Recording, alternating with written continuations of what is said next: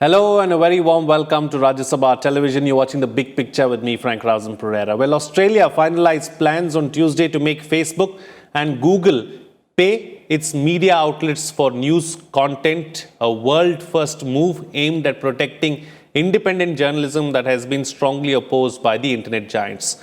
Under laws to go to Parliament this week, Treasurer Josh Frydenberg said that the big tech firms must negotiate payments for content that appears on their platforms with local publishers and broadcasters.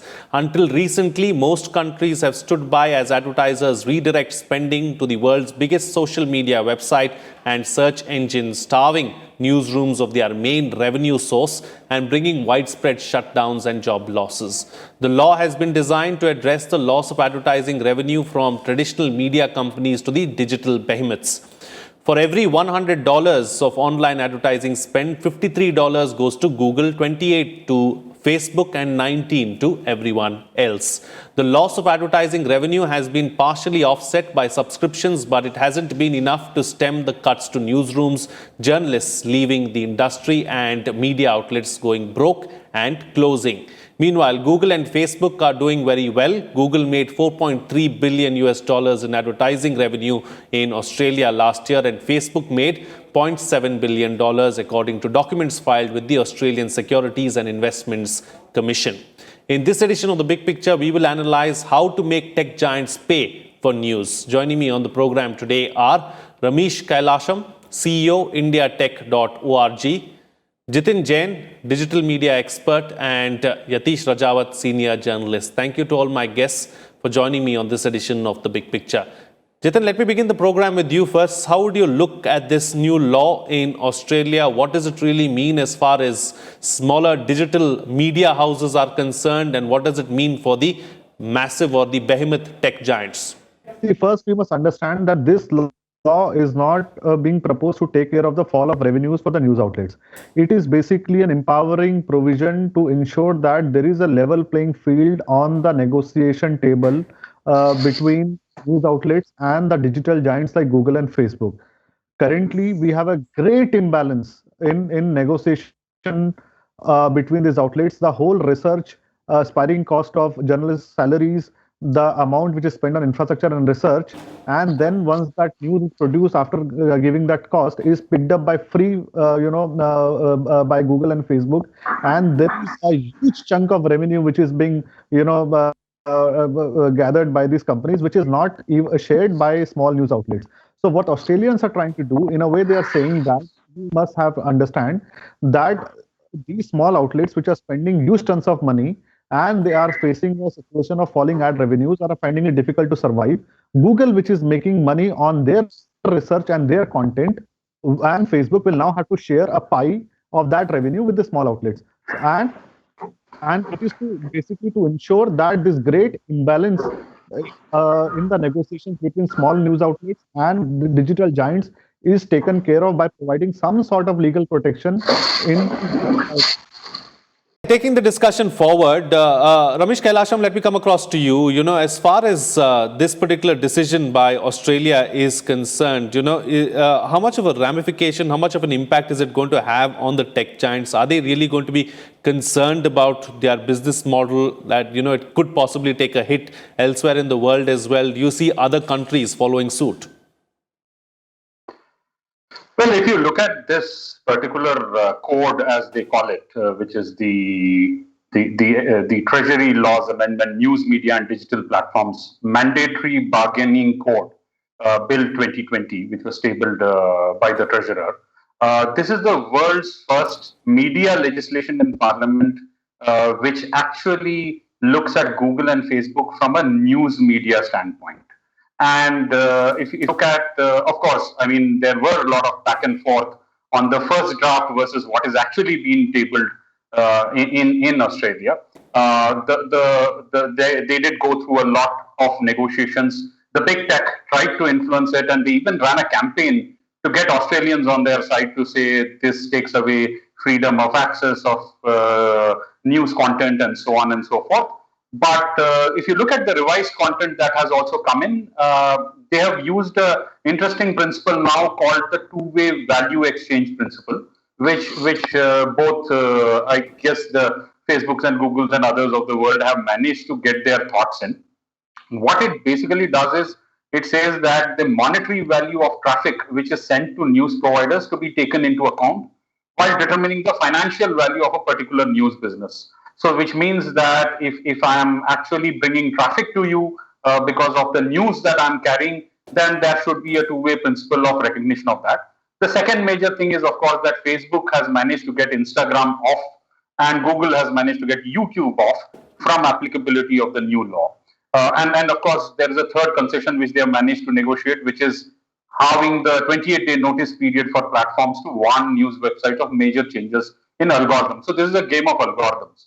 But if we step back and also look at what's happening in the print, broadcast, and digital media space, you have the traditional print media, you have the broadcast media, which is television, and you also had the online digital media. So the print initially thought broadcast was a threat and they coexisted. The broadcast thought online digital media is a threat. Now they have managed to live with that. But now the emerging thing is the aggregation business, which of course the Googles, Facebooks, and others of the world were doing. And while doing so, as was already pointed out, they weren't actually paying any revenue for sourcing content because this whole business of news aggregation requires content to be sourced and somebody's putting their sweat and toil creating that content. And therefore, that content was not getting monetized because people were having access. And that's because the new generation of consumers that we all are, we seem to be not having the nostalgia that our previous generation was holding in holding a newspaper. And therefore, more of us are now consuming news online. And therefore, what is happening is that there is a shift in consumer preference of the way media is getting consumed, news is getting consumed. And this has an impact on not only online digital media, but also print and broadcast now having their online versions. And what Facebook and Google were doing were they were actually harvesting news and making it available freely to all the consumers, which was in a way not only stifling advertising revenue to the traditional media, but also was stifling the traffic that was coming to them, due to which the revenue shift happened, as you rightly pointed out. Right. Okay, so Yatish, let me bring you into the picture now. Clearly these tech giants seem to be running into trouble all over the world. First it was the US, then Europe, now Australia. Clearly, the governments around the world seem to have woken up to their tendencies, their monopoly, and seem to be doing something about it. Put this into context, Frank. This is not the first time it has happened. And this is not the last time that this will happen in a country. Over the last 15 years, we've seen a constant struggle and constant conflict between the digital world and the print world or the news media world. And this is a conflict which arises from two parameters, basically. One is that both these worlds serve audiences. And both these worlds serve audiences through, one serves it through aggregation and in a digital form, and the other serves it also through aggregation, but in a print or broadcast form. Now, this world earlier the conflict was on copyrights. If you go back 5 years back, both European Union and the US news media basically wanted copyright norms to be enforced, especially for Google and Facebook and YouTube. You remember the whole copyright issue which happened on the music industry when aggregation started happening on YouTube.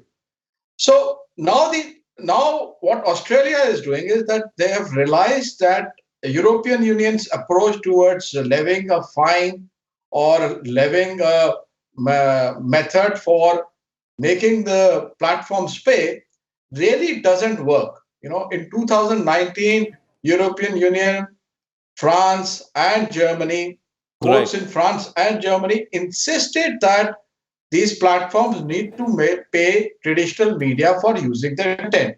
What happened as a result was not payment, but a continuously stopping or reducing of content from traditional sites into Google News and on Facebook feeds. So the algorithm adjusted to stop using or reduce the using.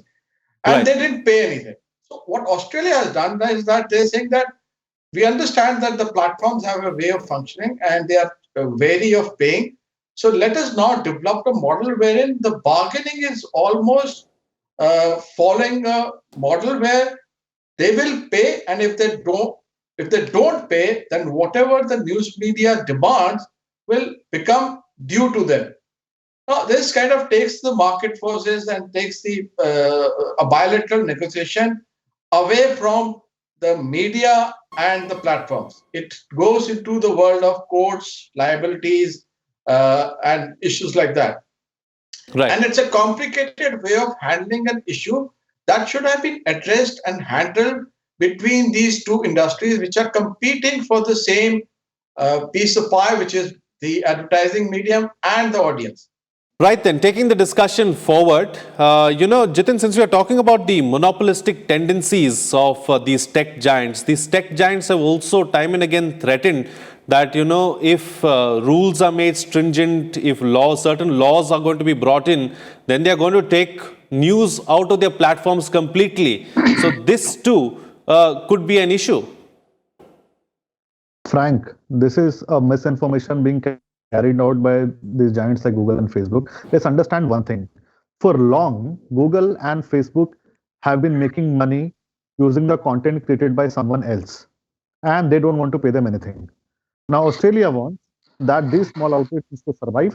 If you were to use their content, if you were to make money using their content, you have to share some revenue with them. I think it's absolutely fair. And what does in principle this law ensures? Three things. First, access. That Google will give access the traffic to these websites in a very open manner. You will not, cache their content, put their content on a website. You will have to simply transfer the traffic. Second is the transparency of access. That you will have to tell the world how does your algorithm works for ranking, transferring of traffic, or showing the search results. It should not happen that Google wants to promote a news broadcaster from Europe against and discriminate against a news broadcaster in Australia. So the transparency of algorithms have to be very, very clear. Third is the payment. That once you are doing all this, you have to pay for using their content. And if you do not come to an understanding with them, then these people can go to an arbitrator. An arbitrator can decide on the notional value and the real value of traffic, looking at the the traffic which is coming in, there the amount of money which has been spent by the news outlet, and the size of earnings Google may have made using that news, and then come to a conclusion. So that's very fair. Now you must understand very clearly the misinformation campaign which is run by Google and Facebook now, telling Australians that if this law was to come into place, then Australian users will have to share more data, their personal data, with this news outlet. They might be profiled and spam. And with Australia, clarified that they don't need to share any additional data. They don't, and users don't need to pay. It is so creating a misinformation campaign that you may be charged to use your personal data may be shared. It's a pure misinformation. Now, also have to understand these are the digital giants which 6 months wanted to make a policy where they wanted to charge news outlets that if you want to be shown on Google, then you have to pay to Google. So they are not coming clean hands. They wanted further, they are very active, trying to cannibalize the news market, eating away every small pie, even the small players are having. Right. People want to charge these news operators for showing their results on the news platform. It was nothing but a monopolistic market. Now the stepping in Australia, they want to create a level playing negotiation field. They want to reduce and do away with the imbalance in the negotiation power. Let's look at this from the other side of the coin as well. Ramesh, let's look at it from another perspective too. There are several who argue, of course, the argument comes from the tech giants itself, that, it's a service that is being provided by the tech giants on their platform. So what they're doing is completely left up to them at the end of the day. So do you buy that argument?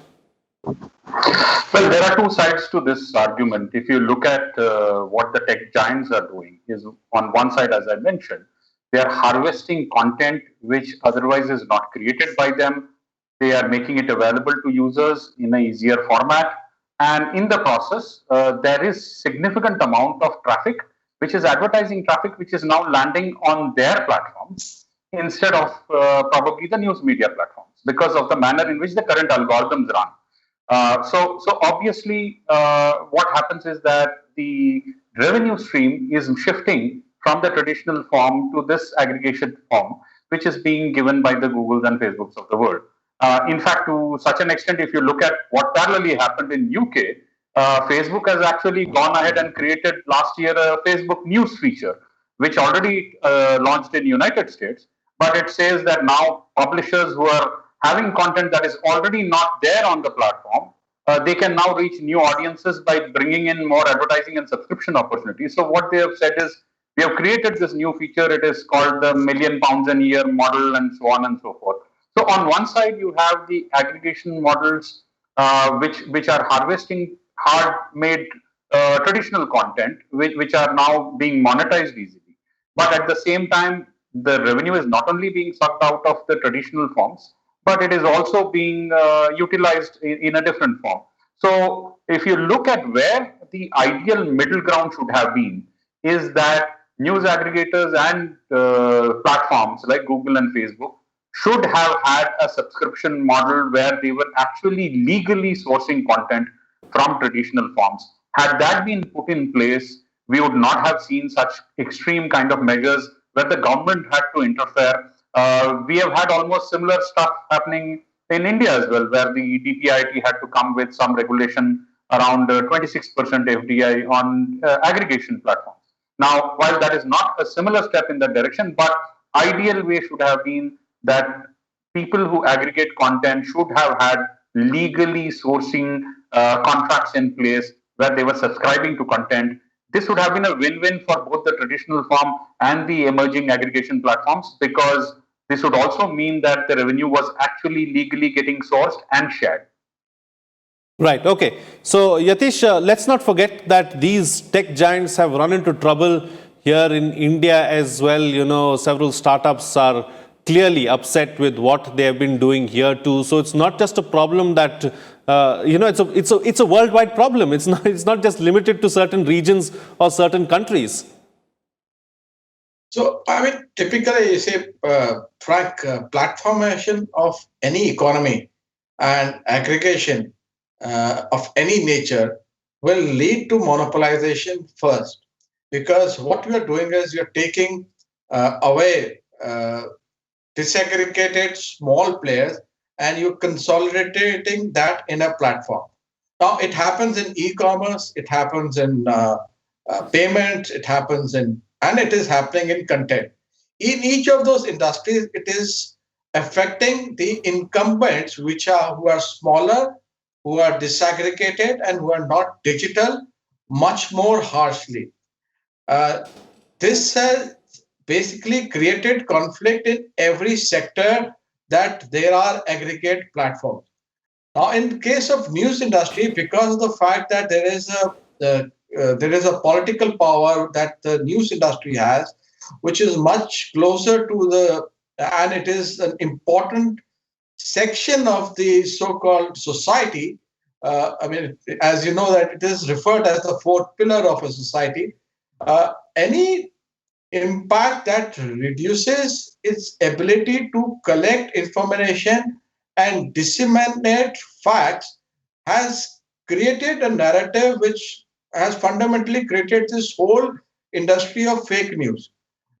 Therefore, the courts have intervened to protect this industry. It has not intervened in other sectors like e-commerce or in other businesses where platformization of the economy has taken place. In the same manner, it is also responsibility of aggregators everywhere, not just the behemoth that you named. There are several behemoths which are owned by Chinese companies, which are aggregating news on behalf of these aggregators. In a sense that in India, as you know, that there are quite a few players who aggregate news and who do not fall into the realm of the Googles and the Facebooks of the world. And there nothing can be done with them because they kind of slip through the radar. While Google and Facebook of the world are very visible, they take away 90% of the advertising market. These smaller players take away the remaining 10%. So what the traditional content industry is left with nothing on the digital side.